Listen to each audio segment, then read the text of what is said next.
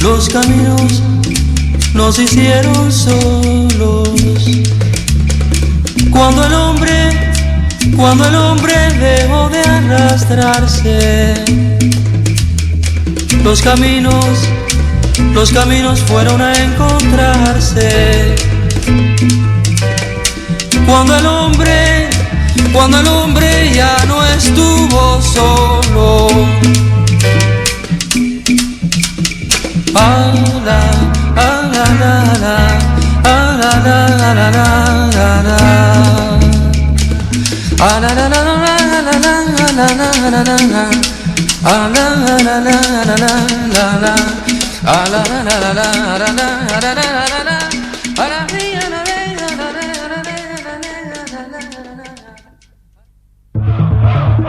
Mayo de 1968.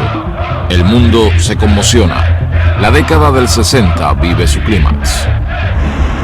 Cuba recibe clandestinamente copia del diario que el Che Guevara escribió en su campaña guerrillera en Bolivia.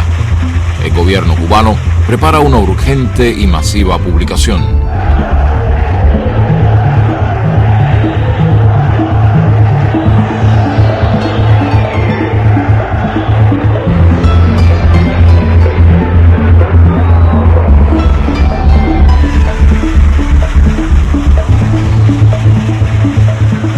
La Habana informa al mundo la edición del libro y su distribución gratuita en la isla.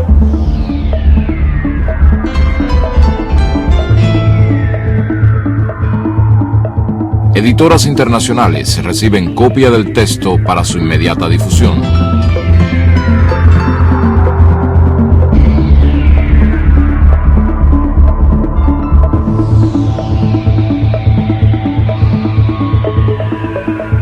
El diario permite conocer aún más la personalidad del Che. Su prestigio legendario de revolucionario consecuente se agiganta.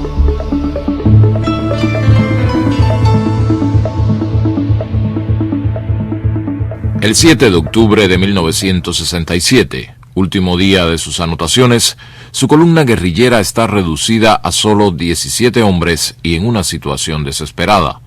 Ese día, el Che escribe: Se cumplieron los 11 meses de nuestra iniciación guerrillera, sin complicaciones, bucólicamente.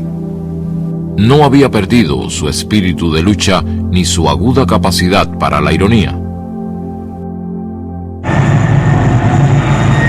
When the guerrilla outbreak came, we had already laid on a plan for a training program for what is now known as the 2nd Rangers. That would have happened possibly by the end of this year. Because of the specific threat which the guerrillas represented, we accelerated that program. We started the training about 5 months ago. We completed it about 2 months ago, which means a 3-month training program for the guerrillas, for the Rangers. Just how long have you been searching for Che Guevara, and in which countries have you been searching for him, as it were? Well, we have different people in different countries, you know, working all over, especially in Latin America and Southeast Asia and down through that way. And many of us, you know, in some of the areas that we've been in before, and never could find him, or he's always a step ahead of us. But here, I guess his luck run out.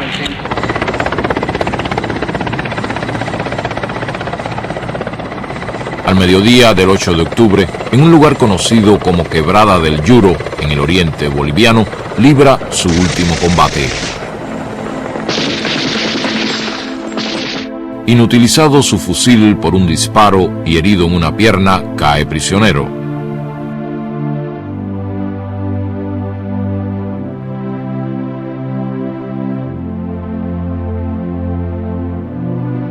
Trasladado a un caserío, se le encarcela en el local utilizado como escuela. Al día siguiente llega la orden de la capital boliviana.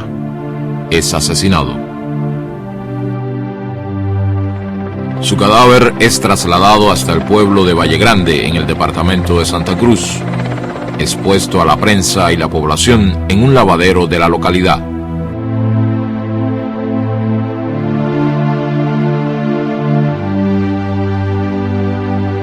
Ernesto Guevara de la Serna, conocido como el Che, entra en la historia para siempre. Su imagen recorre el mundo desde ese momento y hasta hoy. Tenía al morir 39 años. Argentina, 1927. Ernesto Guevara Lynch, procedente de clase media, se casa con Celia de la Serna, de familia acomodada y carácter rebelde. De esa unión nace Ernestito en la ciudad de Rosario. Bueno, nació perfectamente bien y resulta que a los 15 días Ernesto tuvo una pulmonía muy seria, que quizá esto fuera el verdadero origen de su asma. Y ahí estuvimos más de 7 u 8 días mirando el bebé. Yo recuerdo, y nunca me voy a olvidar, yo estaba realmente muy apenado y mi diagnóstico era malo. Pero de pronto no comía, no tomaba leche, pero de pronto vi que se prendió de la teta la madre y hizo un gesto de alegría y le dije, vieja, le dije a Celia, el chico se salvó. A los 2 años se le presenta el primer ataque de asma. Empieza así lo que en palabras del padre fue para la familia una maldición y un vía crucis. Los padres organizan la vida familiar para espaciar o atenuar los efectos de la severa enfermedad del hijo. Lo cuidan, pero no lo sobreprotegen. Ernestito aprende a convivir con el asma. No se deja vencer por las limitaciones que le impone y batalla contra ella con todas sus fuerzas, con toda su voluntad.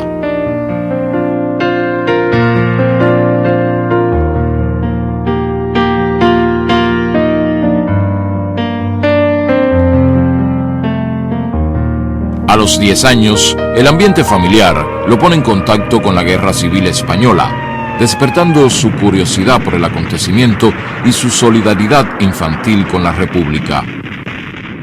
Yo en ese momento estaba en comunicación con los republicanos españoles.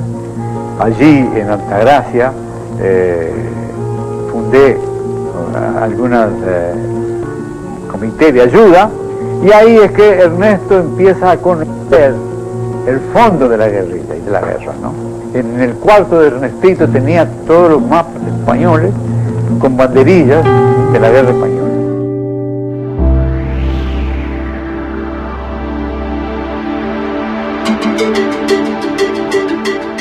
En marzo de 1947, la familia se instala en Buenos Aires. Ernestito ya es Ernesto. Va a cumplir 19 años y matricula en la universidad en la carrera de medicina. A finales de 1951, interrumpe sus estudios y acepta la invitación de su amigo Alberto Granado para realizar un viaje en motocicleta por el continente latinoamericano. Ambos comparten afinidades en diversos temas y preocupaciones. Los une también una inmensa curiosidad por la vida.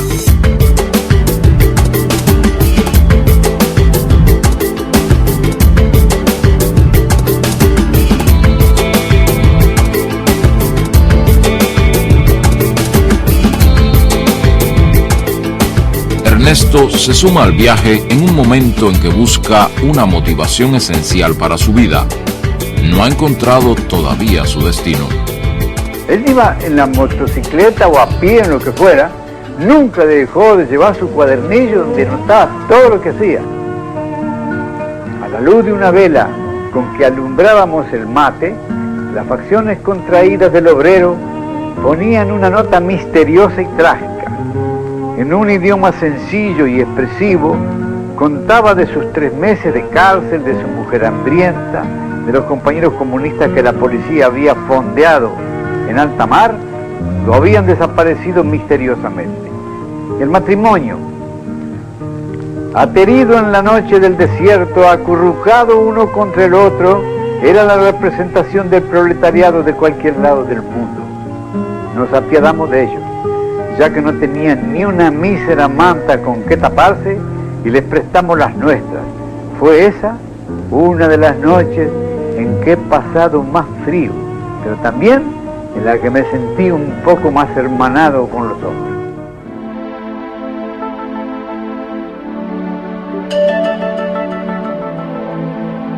Las condiciones de vida y trabajo de los mineros chilenos impresionan profundamente a Ernesto. En sus notas de viaje escribe: veremos si algún día algún minero tome un pico con placer y vaya a envenenar sus pulmones con consciente alegría. Dicen que allá, de donde viene la llamarada roja que deslumbra hoy al mundo, es así. Eso dicen.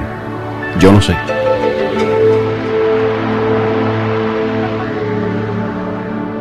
La moto no resiste las inclemencias de sus conductores y debe ser abandonada en territorio chileno.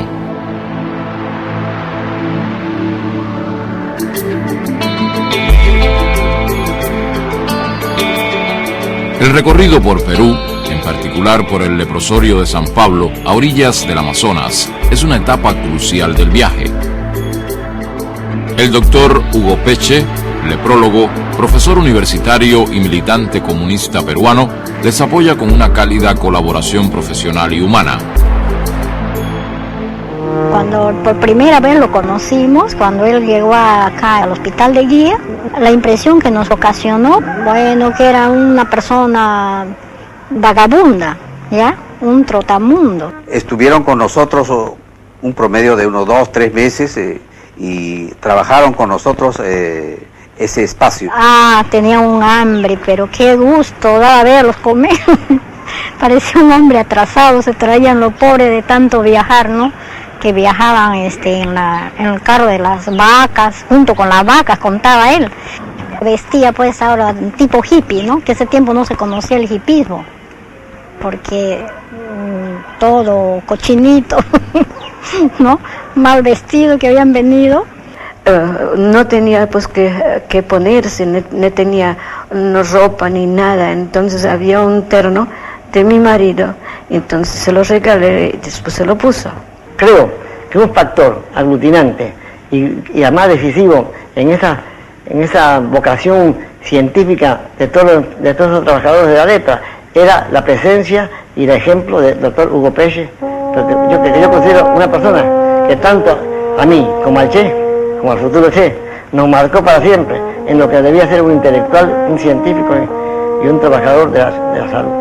Cuando ellos ya salían de San Pablo hacia Leticia, el doctor Besani ordenó que se le hiciera una pequeña balsa de palos flotantes y yo agarré una plancha de Eternit y una brocha con pintura, le puse mambo a un lado y al otro lado tango. Entonces eso flotaba y de acuerdo al viento, ¿no? Salía un momento tango, mambo. La despedida que estos enfermos nos hicieron al Che y a mí en San Pablo pasó de todo lo imaginable. Para mí es uno de los recuerdos más hermosos que tengo en mi vida, y tengo muchos recuerdos hermosos. En ese tránsito, el viaje nuestro, y sobre todo esa estancia en Perú, donde encontró tantas diferencias sociales, creo que eso le ayudó a él también a tener una visión más certera de cuál era su futuro.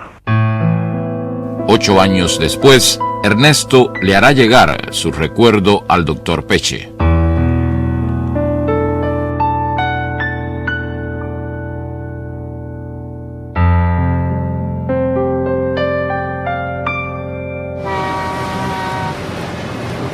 En agosto de 1952, Granado queda trabajando en Venezuela y Ernesto regresa a Buenos Aires a terminar sus estudios de medicina. Los meses por Latinoamérica se reflejan al concluir sus notas de viaje. El personaje que escribió estas notas murió al pisar de nuevo tierra argentina. El que las ordena y pule, yo, no soy yo. Por lo menos no soy el mismo yo interior. Ese vagar sin rumbo por nuestra mayúscula América me ha cambiado más de lo que creí.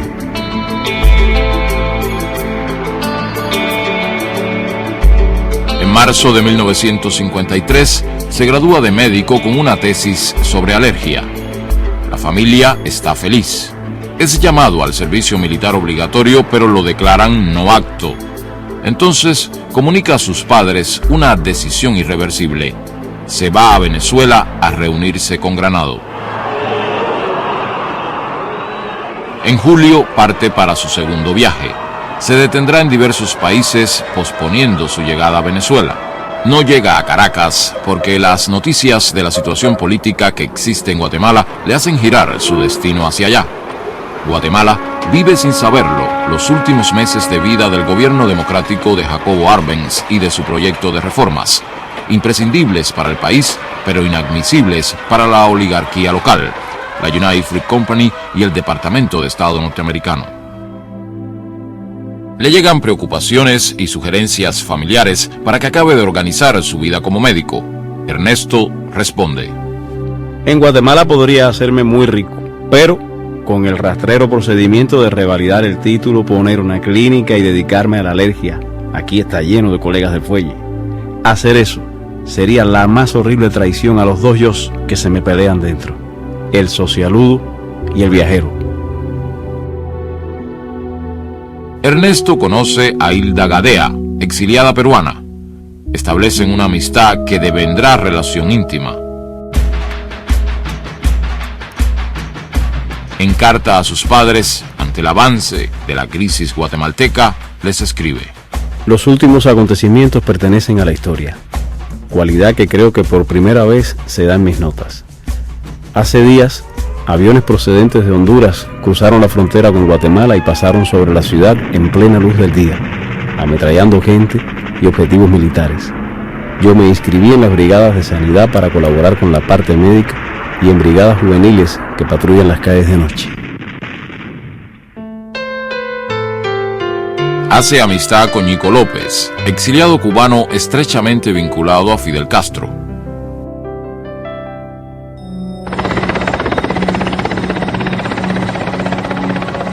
Finalmente, se produce el trágico desenlace que Ernesto resume así. En la noche del domingo 28 de junio, el presidente Arbenz hizo la insólita declaración de su renuncia. Denunció públicamente a la frutera y a Estados Unidos como los causantes directos de todos los bombardeos y ametrallamientos sobre la población civil. El presidente dijo que hacía esto llevado por su deseo de impedir que los norteamericanos llegaran a estas tierras como amos. Me dormí con un sentimiento de frustración frente a los hechos.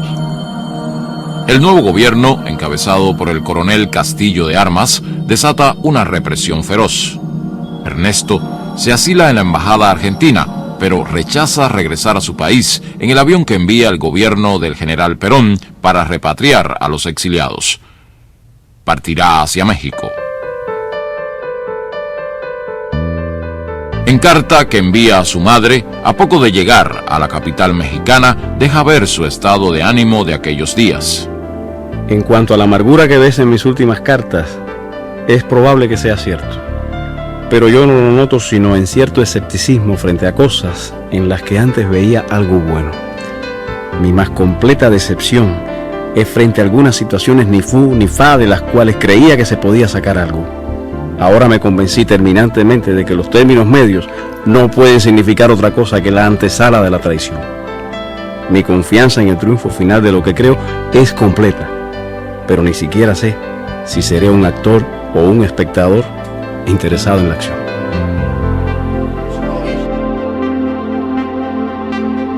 Hilda Gadea llega a México y reanudan sus relaciones.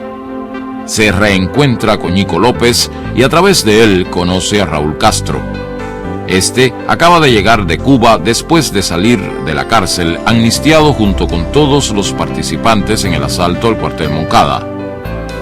Poco después, Fidel Castro arribará a la capital mexicana. Viene a organizar la lucha insurreccional contra la dictadura que gobierna su país.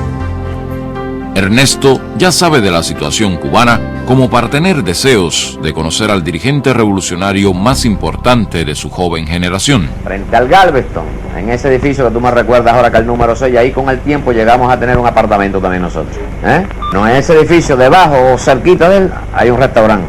En ese restaurante, en el mes de julio, del año 55, donde se sostiene esa entrevista entre Fidel y el Che, que yo participo, y es donde el Che decide unirse a nosotros. Por eso Fidel dice que el Che y yo fuimos los primeros en formar parte de la lista de los futuros expedicionarios.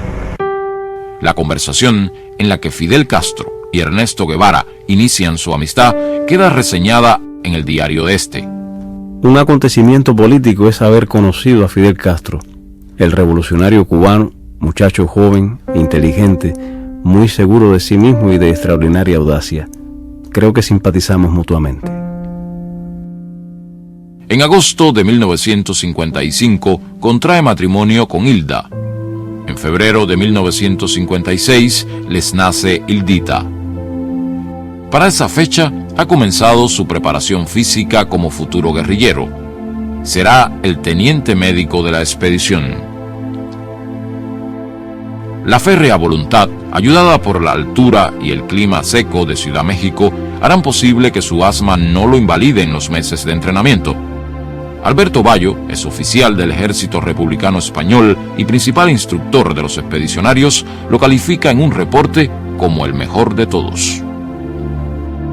Ernesto, el médico, Guevara, el argentino, esas identidades se irán disolviendo en su convivencia con los cubanos.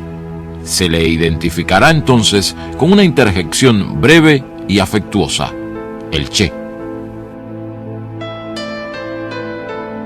El Che ha dejado carta a su madre que se enviará después de la salida.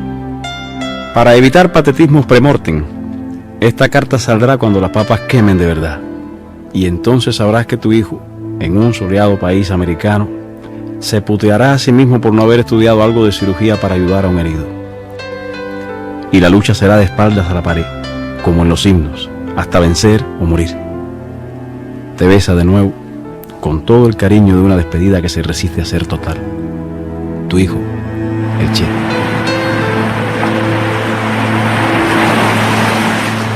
El 25 de noviembre de 1956, el yate Granma parte hacia Cuba con 82 hombres que comanda Fidel Castro.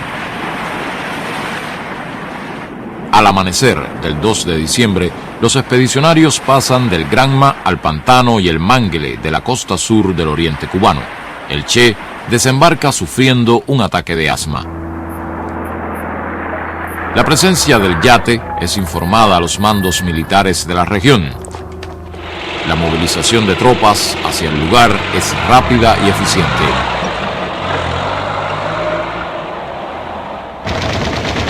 A los 3 días de agotadora marcha, los expedicionarios son sorprendidos y dispersados después de sufrir varias bajas.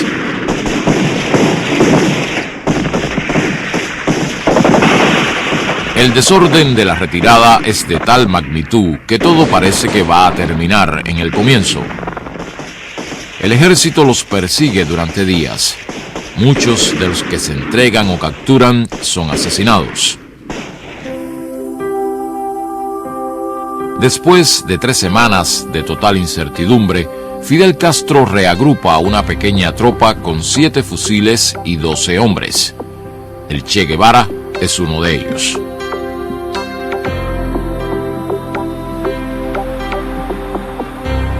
El primer semestre de 1957 es de formación y desarrollo de una columna guerrillera en la Sierra Maestra. La tropa se refuerza con la incorporación de campesinos y combatientes urbanos.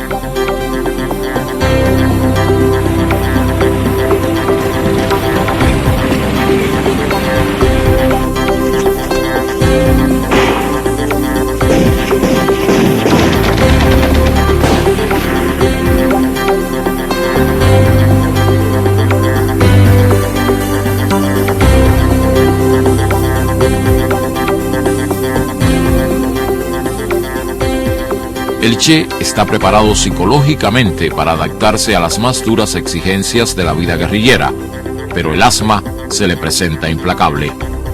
A pesar de esta, es el médico de la columna y de los campesinos de la zona y se destaca como combatiente. En julio, Fidel decide crear una segunda columna guerrillera y nombra al Che comandante de la misma.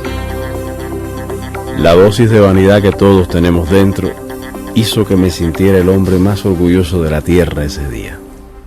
Hoy aprovecho la oportunidad de la visita de un periodista cubano para dar al pueblo de Cuba el primer saludo que tengo oportunidad de dar. De un pueblo que he decidido defender, conociendo solamente a través de la acción y del pensamiento de nuestro jefe Fidel Castro.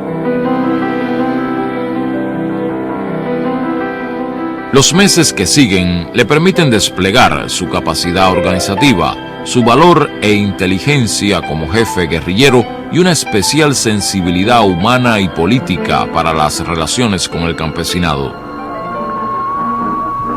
Aquí Radio Rebelde, órgano del movimiento revolucionario 26 de julio y del Ejército Rebelde.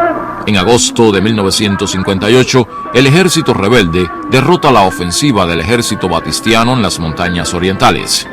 Fidel decide lanzar inmediatamente una contraofensiva enviando 2 columnas de sus combatientes hasta las montañas del centro de la isla.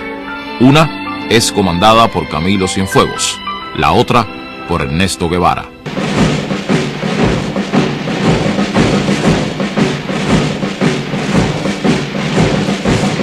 Avanzan por territorio llano, se internan en zonas bajas para evitar emboscadas o ser localizados por la aviación. Padecen hambre, sed, llagas y agotamiento hasta el límite de lo soportable. La columna recorre más de 600 kilómetros en 46 días. Antonio Maceo, columna 2, Antonio Maceo, desde el frente norte de las villas. Efectivamente, Camilo, aquí te copiamos 100%. A mediados de octubre ya están en el centro de la isla. Inmediatamente coordinan y unifican acciones con las organizaciones revolucionarias que actúan en la región. La autoridad política y militar del Che y Camilo es indiscutible. El prestigio nacional se torna leyenda. El Che encabeza en el centro del país la ofensiva final contra la dictadura.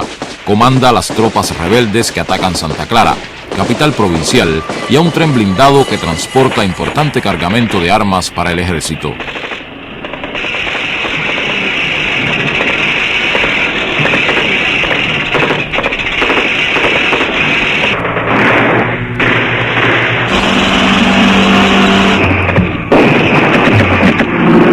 La aviación de la tiranía bombardea la ciudad en un último intento por frenar la victoria rebelde. La guarnición del tren se rinde. Tras 4 días de combate, Santa Clara es tomada. En La Habana, estos acontecimientos precipitan la fuga de Batista y el desmoronamiento total del régimen. El Che es aclamado como héroe por la población de la ciudad, pero no se asentará en ella.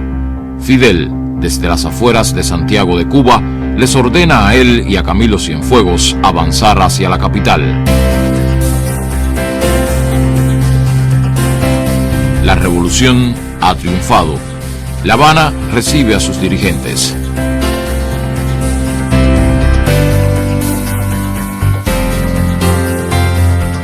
Ernesto Guevara, que acaba de entrar por primera vez en la capital cubana, es uno de ellos.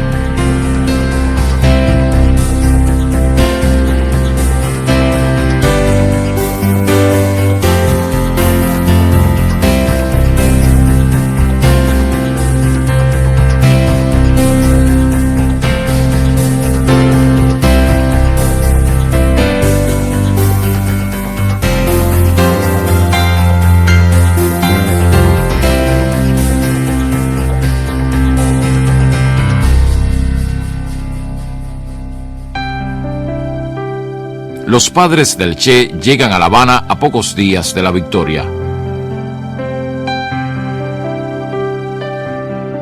La alegría del reencuentro es acompañada de un inmenso orgullo. Su hijo es ahora un héroe del pueblo cubano.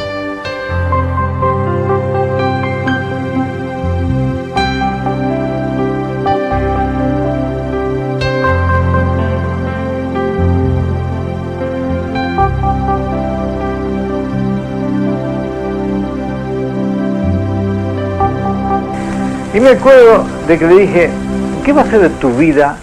Le dije, ¿qué va a hacer de tu vida como médico? se quedó pensando un momento y me dice, mirá, me dice, como vos te llamás lo mismo que yo, pones un letrerito en la puerta de tu escritorio que diga Doctor Guevara, y entonces ya tenés derecho a empezar a destripar gente, ¿no? Bueno, era muy gracioso, pero después vino yo lo llamé al orden, no, vamos a hablar en serio, tío. Y me dijo esta palabra más o menos, no sé en qué lado del mundo dejaré los huesos. La revolución constituye tribunales para juzgar a los criminales de guerra, torturadores y cómplices de la tiranía.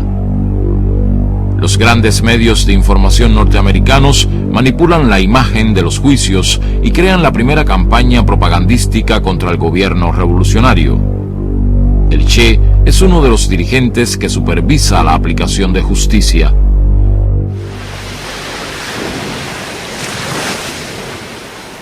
A Cuba llegan su hija Hildita e Hilda. El matrimonio se da por terminado. Un acuerdo del Consejo de Ministros otorga la condición de ciudadano cubano de nacimiento a todo extranjero que haya luchado contra la tiranía de Batista durante 2 años o más y ejercido durante 1 el grado de comandante. Acuerdo redactado a su medida como reconocimiento y homenaje. El Che se casa con Aleida March, combatiente que ha conocido en su campaña en la región central de Cuba.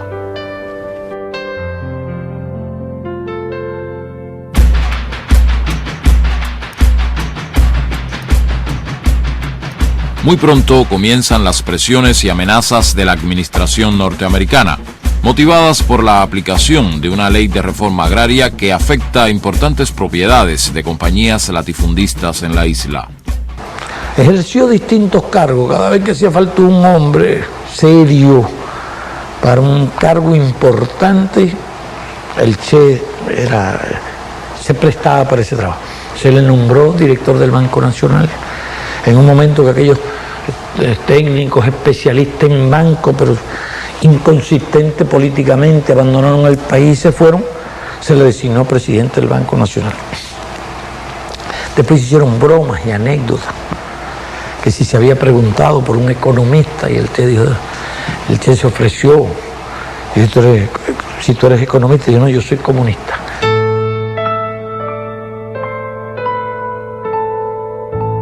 Y a los pocos días de llegar a La Habana, que llegamos el 8 de septiembre, me mandó a decir que cuando empezamos las clases, que ya tenía la pizarra, ya tenía el borrador y ya tenía la tiza. Y empezamos allí las clases. Y ahí duraron. Cuando él pasó al banco era más fácil, pues yo estaba en el banco con él también, así que era más fácil darle clases. Y después cuando él salió para industria seguimos las clases. Hasta un momento en que yo le dije, mira, ya yo te he dado todo lo que yo sé. Ya yo no sé más nada, no tengo más nada que dar. Fueron 5 años, ¿eh? 5 años sin fallar nunca. Él dejó de dar clases los días que no estaba en Cuba. El día que le dije que ya yo no tenía más nada que darle, me dice, bueno, dame programación lineal. Digo, no, yo nunca he dado clase de eso. He leído algo sobre eso. Dice, ¿por qué no la estudiamos juntos? Digo, bueno, vamos a estudiarla juntos.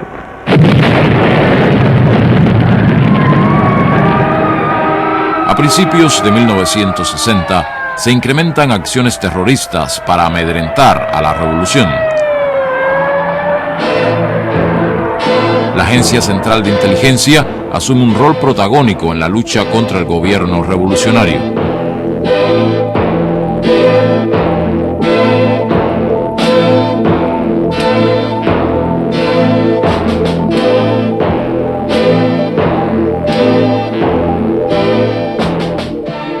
Yo voy paneando mi cámara lentamente y en ese momento cuando vengo con el paneo aparece la imagen de Che, o sea, Che estaba situado pero en un segundo plano. La cara de él me impresionó tanto cuando yo la vi en el visor, que te digo que lo que a mí nunca se me olvida es que instintivamente hice como una cosa así hacia atrás, ¿no? Me asustó, se te puede decir un poco, y al mismo tiempo asustarme, apreté el obturador.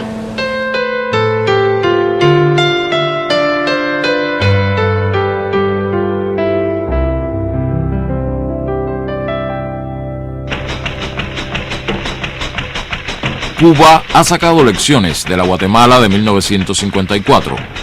Fracasan los planes de paralizar la isla con la aplicación de sanciones políticas y económicas. Se establecen relaciones comerciales con la Unión Soviética y demás países socialistas.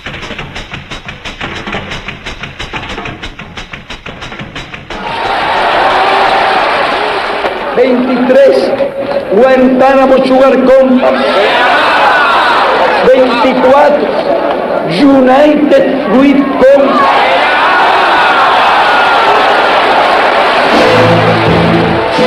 Se nacionalizan las compañías petroleras, los centrales azucareros y los bancos norteamericanos.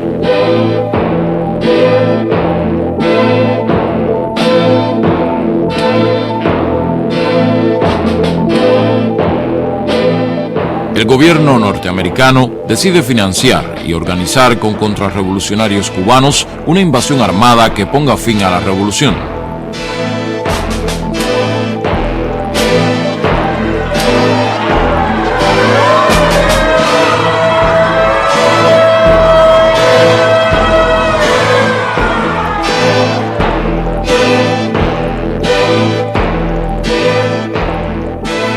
A solo 90 millas de los Estados Unidos, Cuba se declara socialista. En abril de 1961 se produce la invasión. A las 72 horas es derrotada.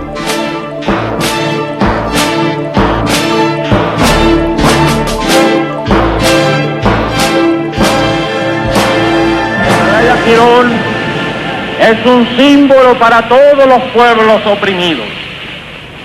Playa Girón es la primera derrota del imperialismo en América Latina, pero también es una de las primeras derrotas del imperialismo en escala mundial. Adelante, obreros socialistas, la victoria es nuestra y lo será. En la mente las ideas marxistas, hoy, mañana y siempre, Cuba vencerá. El Che es designado ministro de Industrias.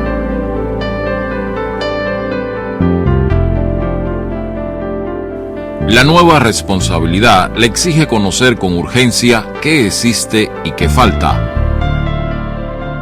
El gran reto es lograr una estrategia que impida el paro de plantas y fábricas de tecnología norteamericana como resultado del bloqueo. Necesitado de un contacto directo con la realidad, el Che esquiva la burocracia y va a los centros de trabajo a tomar el pulso de lo que sucede y lo que piensan los trabajadores. Es el principal abanderado del trabajo voluntario, ese esfuerzo adicional que sin remuneración alguna pide la revolución a trabajadores y dirigentes, buscando crear una nueva conciencia entre los intereses individuales y los de una sociedad que aspira a un ser humano más solidario. Si ustedes me permiten, les voy a empujar un pequeño versículo.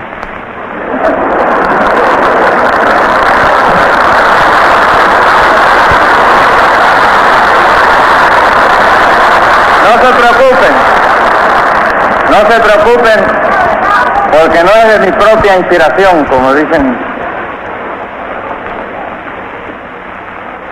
Es un poema, nada más que unos párrafos de un poema de un hombre desesperado. Pero el hombre es un niño laborioso y estúpido que ha convertido el trabajo en una sudorosa jornada. Convirtió el palo del tambor en una azada y en vez de tocar sobre la tierra una canción de júbilo, se puso a cavarla. Y después decía, más o menos porque no tengo muy buena memoria, quiero decir que nadie ha podido cavar al ritmo del sol y que nadie todavía ha cortado una espiga con amor y con gracia.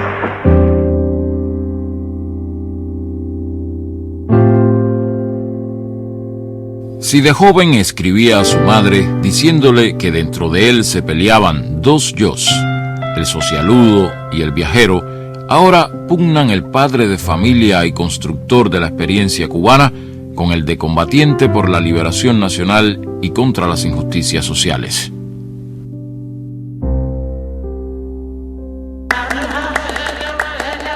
El Congo es uno de los focos de tensión internacional que más lo impacta. El primer ministro Patricio Lumumba es víctima de un plan secesionista estimulado por intereses neocoloniales y la administración norteamericana. Confiado en la imparcialidad de las Naciones Unidas, solicita su intervención. Tras el manto de esa organización, se consuma la traición y la división del país.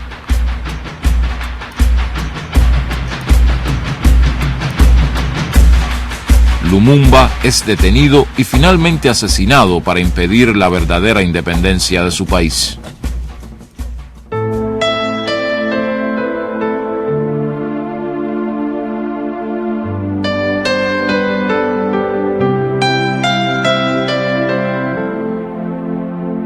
En sus años en Cuba, el Che es embajador de misiones especiales, expositor y defensor lúcido de la revolución en foros internacionales y en reuniones con jefes de Estado y personalidades de su tiempo.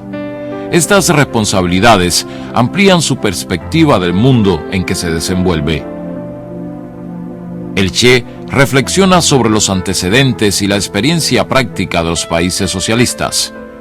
Recorre un arduo camino de aprendizaje. Tiene inquietudes, se hace preguntas. Nous avons copié mécaniquement les expériences des pays frères et ce fait a constitué une erreur, pas de plus grave, mais une erreur qui a freiné le développement et a contribué dangereusement à l'un des phénomènes qui doit être combattu avec le plus de vigueur au cours de la révolution socialiste, le bureaucratisme. Abierto a la realidad, ajeno a aceptar verdades cerradas y eternas, comienza a escribir un libro sobre economía política socialista. En su introducción expresa: creemos importante la tarea, porque la investigación marxista en el campo de la economía está marchando por peligrosos derroteros. Al dogmatismo intransigente de la época de Stalin ha sucedido un pragmatismo inconsistente. Y, lo que es trágico, esto no se refiere solo a un campo determinado de la ciencia, sucede en todos los aspectos de la vida de los pueblos socialistas, creando perturbaciones ya enormemente dañinas, pero cuyos resultados finales son incalculables. Y nuestra posición es una. Somos partidarios de que se le dé a Vietnam toda la ayuda que sea necesaria. Somos partidarios de que esa ayuda sea en armas y en hombres. Somos partidarios de que el campo socialista corra los riesgos que sean necesarios por Vietnam. Patria o muerte, venceremos.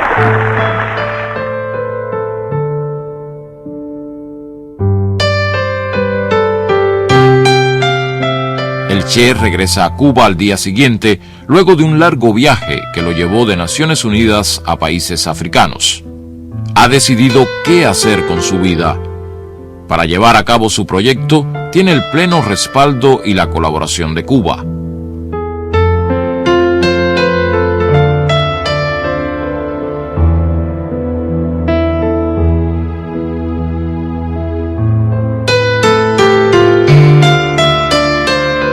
Escribe una carta de despedida a Fidel que será dada a conocer cuando las circunstancias obliguen. A principios de abril parte en secreto de Cuba. Su destino es el Congo. Llega allí a través de Tanzania, cruzando el lago Tanganica. La presencia de mercenarios europeos le es imprescindible al gobierno congolés para sostenerse, haciendo innecesaria la intervención directa de tropas norteamericanas.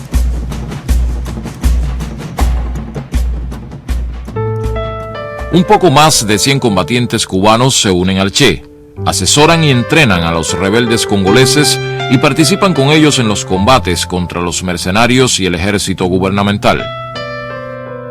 A pocas semanas de la desaparición pública del Che, Estados Unidos invade con 30.000 infantes de marina a la República Dominicana.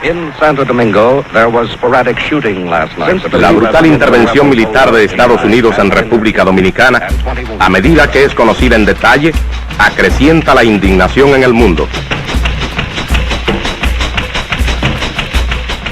La causa es la sublevación de la población y militares constitucionalistas contra un golpe de Estado de oficiales reaccionarios. El expresidente Juan Bosch, virtualmente prisionero en Puerto Rico, denuncia las artimañas imperialistas. No importa que las fuerzas militares que invaden a la República Dominicana sean de la OEA o de Estados Unidos. Ellas son fuerzas militares invasoras.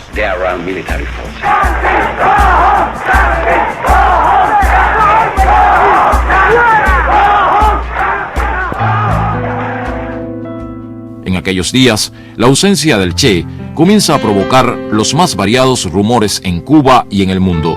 Uno de ellos lo sitúa luchando junto al pueblo y militares constitucionalistas en República Dominicana. Eso dio lugar a que se corrieran muchos rumores en aquella época, incluso se levantaran verdaderas calumnias. Hubo quienes hablaron del Che desaparecido, el Che muerto, discrepancias y toda aquella historia. Y nosotros soportamos aquel chaparrón de rumor y de intriga simplemente para no arriesgar la misión que él quería cumplir y el personal con que él quería ir allá. En los días de su campaña en el Congo, recibe la noticia de la muerte de su madre.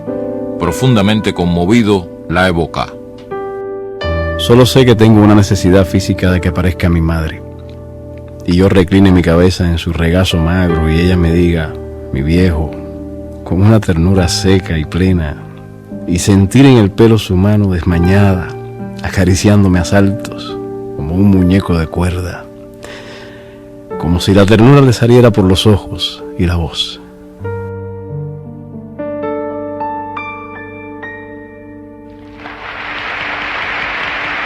Seis meses después de su partida de Cuba, es inaplazable hacer conocer su carta de despedida.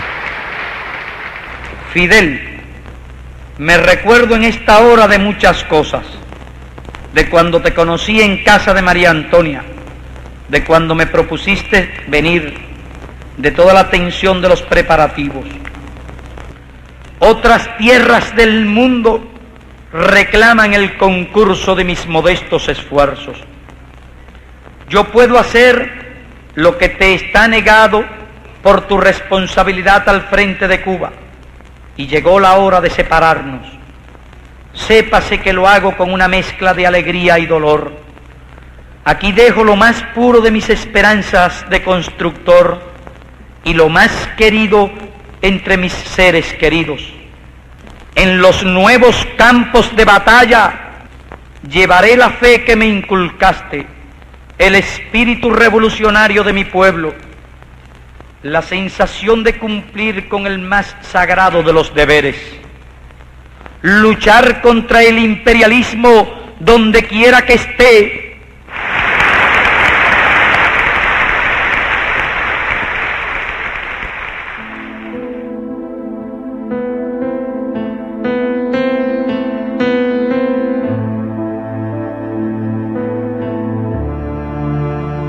En noviembre de 1965, 7 meses después de su llegada, el Che y sus compañeros se retiran del Congo.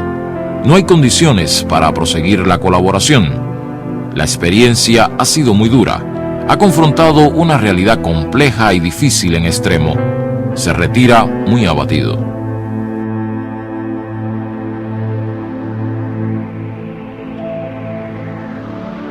En Praga pasa balance a lo ocurrido. Lo valora severamente, calificándolo como un fracaso. No sabe que la amarga soledad que ha sentido al retirarse del Congo tendrá años después la respuesta de cientos de miles de cubanos que en África y otras partes del mundo se inspirarán en su ejemplo de solidaridad sin fronteras. vuelve a Cuba en secreto para los preparativos de su próximo desafío. La impaciencia lo aguijonea, la del momento que se vive y la de sus años.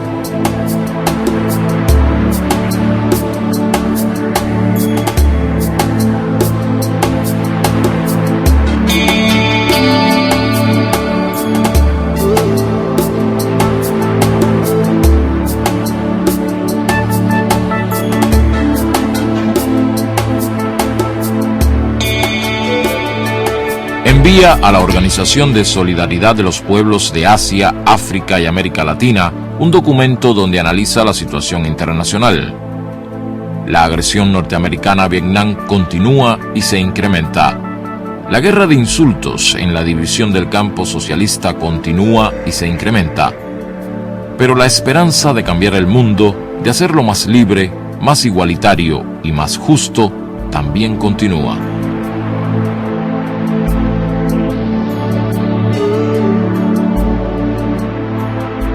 Su imagen cruza las generaciones. No han podido fatigarla pese a todo lo ocurrido en el mundo, porque él fue mucho más inmenso en su ejemplo que su proyecto frustrado, en el que dejó una lección de coherencia en la vida y ante la muerte.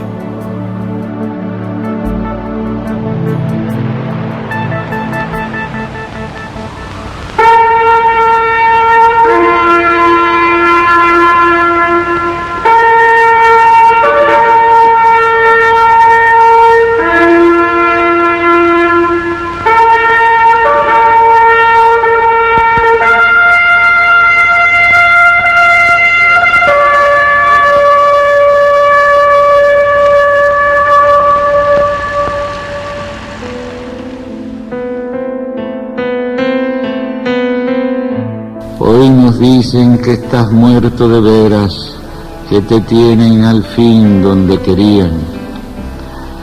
Se equivocan más que nosotros, figurándose que eres un torso de absoluto mármol quieto en la historia, donde todos puedan hallarte. Cuando tú no fuiste nunca sino el fuego, sino la luz del aire, sino la libertad americana soplando donde quiere, donde nunca jamás se lo imaginan, Che Guevara.